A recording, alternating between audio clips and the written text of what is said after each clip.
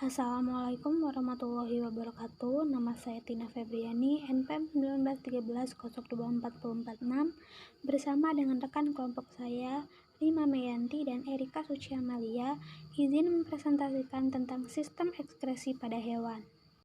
Baiklah, yang pertama adalah sistem ekskresi pada hewan invertebrata. Hewan yang pertama yaitu protozoa. Protozoa tidak memiliki organ pengeluaran khusus sehingga zat metabolismenya dikeluarkan melalui rongga berdenyut atau vakuola kontraktil atau melalui kulit secara difusi dan osmosis. Vakuola kontraktil berfungsi mengeluarkan ampas metabolisme dan mengatur tekanan atau osmoregulator. Hewan yang kedua adalah planaria. Organ ekskresi pada planaria berupa jaringan menyerupai pipa yang bercabang-cabang bernama protonefridia. Jaringan pipa ini dinamakan dengan nefridiofor. Ujung dari cabang nefridiofor disebut dengan sel api. Tiap sel api mempunyai beberapa flagela yang gerakannya seperti gerakan api lilin. Air dan beberapa zat sisa akan ditarik ke dalam sel api. Gerakan flagela juga berfungsi mengatur arus dan menggerakkan air ke sel api pada sepanjang saluran ekskresi.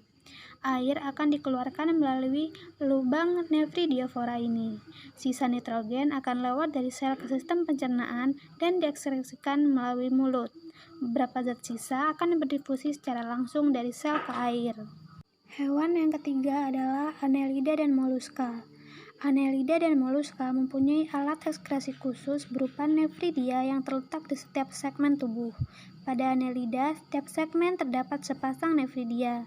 Nefridia yang berpasangan disebut dengan metanefridia. Nefridia ini dilengkapi dengan corong terbuka yang bersilia yang disebut dengan nefrostom yang terletak pada setiap sekat pemisah segmen. Nefrostom berfungsi mengambil dan menarik cairan tubuh. Saat cairan tersebut melalui nefridia, zat-zat yang berguna akan diserap oleh darah, dan zat sisa seperti air, senyawa nitrogen, dan garam-garam yang tidak diperlukan oleh tubuh akan ditampung di dalam kandung kemih. Selanjutnya, zat sisa tersebut akan dikeluarkan melalui nefridiofor. Hewan yang keempat adalah serangga. Alat pengeluaran pada serangga dinamakan pembuluh Malpighi yang merupakan pembuluh halus berwarna putih kekuningan yang terletak di antara usus tengah dan usus belakang. Pembuluh Malpighi merupakan alat pengeluaran yang berfungsi sama seperti ginjal. Selain pembuluh Malpighi, serangga juga memiliki trakea yang sistemnya sama seperti paru-paru. Trakea berfungsi mengeluarkan zat sisa hasil proses oksidasi berupa karbon dioksida. Nitrogen merupakan zat sisa metabolisme yang sebagian digunakan kembali dalam pembuatan zat kitin, sedangkan nitrogen yang sebagian lagi akan dibuang dalam bentuk urat kering. Hewan yang kelima adalah Coelenterata dan Porifera. Coelenterata adalah hewan yang tidak memiliki sistem ekskresi, sehingga mengeluarkan zat sisa metabolisme secara difusi melalui sel-sel epitel pada rongga gastrovaskular. Limbah metabolisme yang terlarut dalam cairan tubuh akan dikeluarkan melalui mulut ke lingkungan. Sedangkan Porifera juga tidak memiliki sistem ekskresi. Sistem ekskresi pada Porifera dikeluarkan melalui proses difusi sel-sel penyusun dinding spongosol. Kemudian akan dikeluarkan bersama-sama melalui osculum, yaitu lubang besar pada bagian atas permukaan tubuhnya, ke perairan. Materi selanjutnya akan disampaikan oleh rekan saya. Terima kasih. Saya Rika Suciamalia, NPM 1913024010, akan melanjutkan pemaparan materi tentang sistem ekskresi pada hewan vertebrata. Pada hewan vertebrata terdapat beberapa tipe ginjal, yaitu ada pronefros, mesonefros, dan juga metanefros. Tipe ginjal pronefros merupakan tipe ginjal yang berkembang pada fase larva atau embrio. Tipe ginjal pronefros ini kemudian dalam perkembangannya akan digantikan dengan tipe mesonefros. Tipe mesonefros juga pada tahap perkembangannya selanjutnya akan digantikan dengan tipe metanefros. Nah, pada hewan-hewan vertebrata seperti amfibi, kemudian mamalia, dan juga apes memiliki tipe ginjal mesonefros.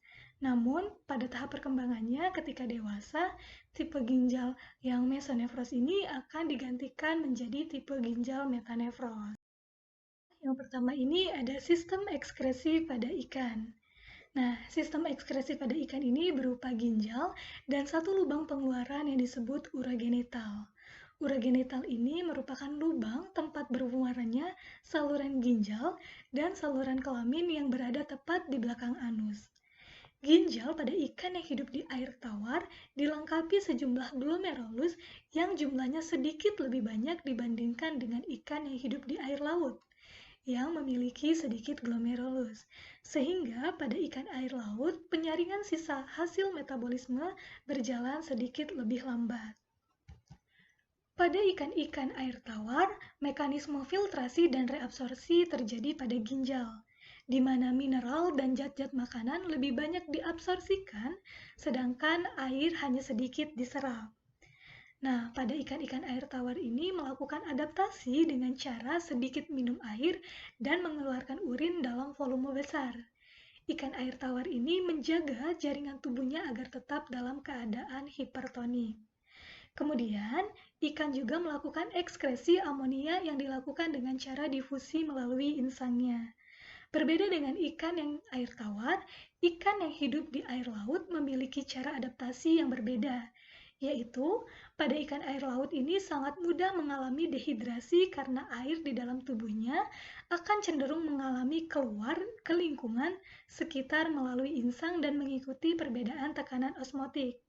Pada ikan air laut beradaptasi dengan cara banyak minum air laut, kemudian mengalami desalinasi atau menghilangkan kadar garam dengan melepaskan lewat insang. Sistem ekskresi yang kedua yaitu pada amfibi yang dicontohkan pada katak, di mana katak jantan ini memiliki saluran ginjal dan saluran kelamin yang bersatu dan berakhir di kloaka. Nah, katak ini dapat mengatur laju filtrasinya dengan bantuan hormon yang kemudian disesuaikan dengan kondisi air yang ada di lingkungan sekitarnya.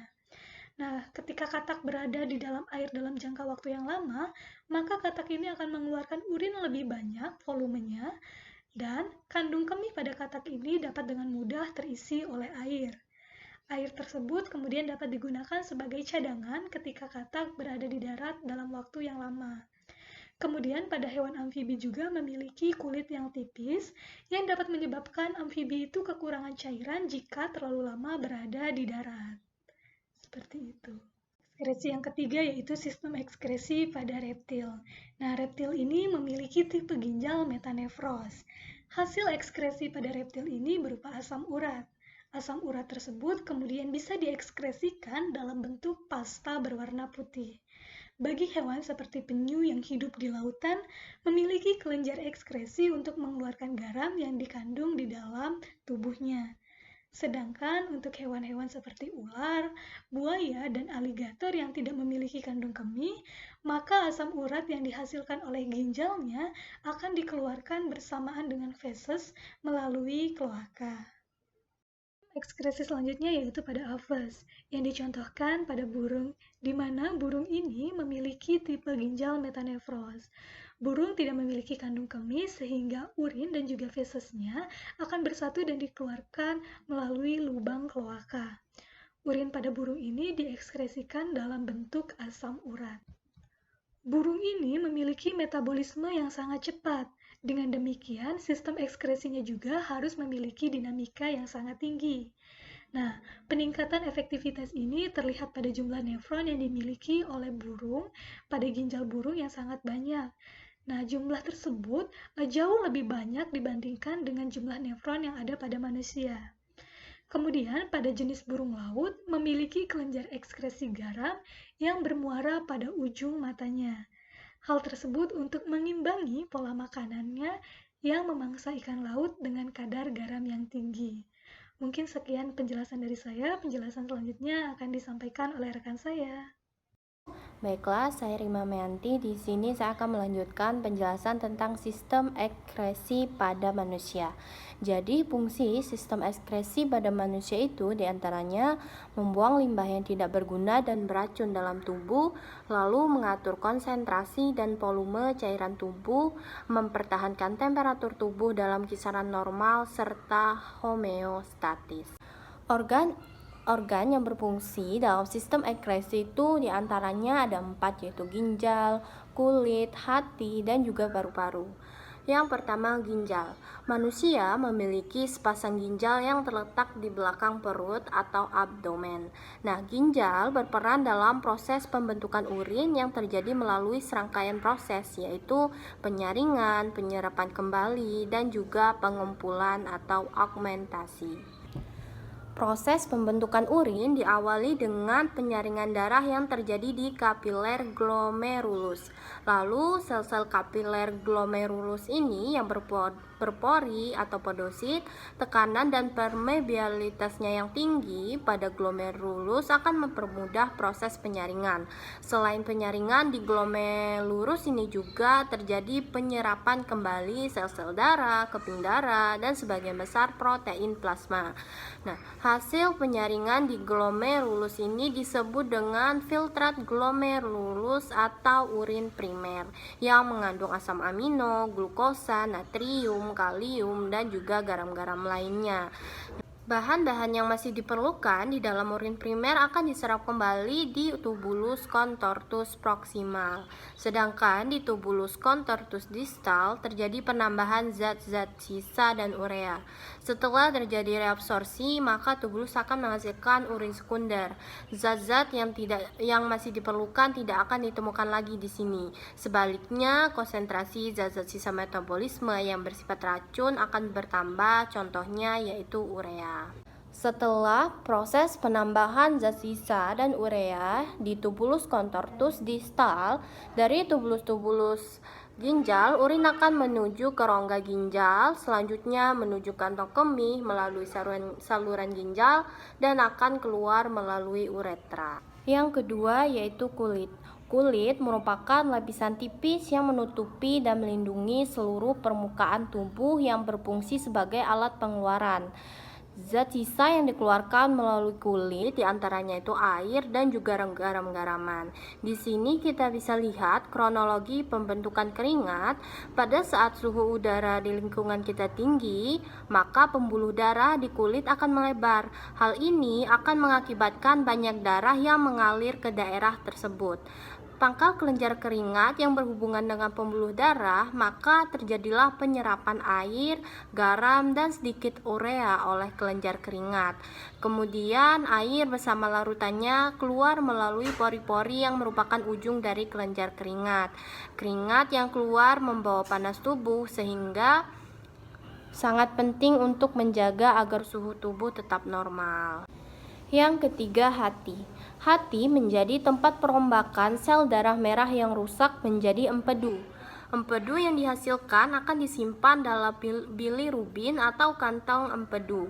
Nah, bilirubin ini mengandung bahan pewarna yang akan memberi warna pada kotoran atau feses. Bilirubin disaring dari darah oleh hati dan dikeluarkan pada cairan empedu. Kemudian yang keempat yaitu paru-paru. Dalam sistem ekskresi, paru-paru ini berfungsi untuk mengeluarkan karbon dioksida dan juga uap air. Karbon dioksida dan air yang dihasilkan pada setiap metabolisme, karbohidrat dan lemak akan dikeluarkan dari sel-sel jaringan tubuh dan masuk ke dalam aliran darah. Nah, sel darah merah pada alveolus paru-paru akan mengikat oksigen dan mentransfer ke jaringan lainnya. Setelah membebaskan oksigen, sel-sel darah merah ini akan menangkap karbon dioksida yang disebut dengan proses pertukaran klorida. Nah, di paru-paru, karbon dioksida ini dilepaskan dan oksigen diikat oleh darah. Baiklah, sekian hasil presentasi dari kelompok kami. Terima kasih dan semoga bermanfaat. Kami akhiri. Wassalamualaikum warahmatullahi wabarakatuh.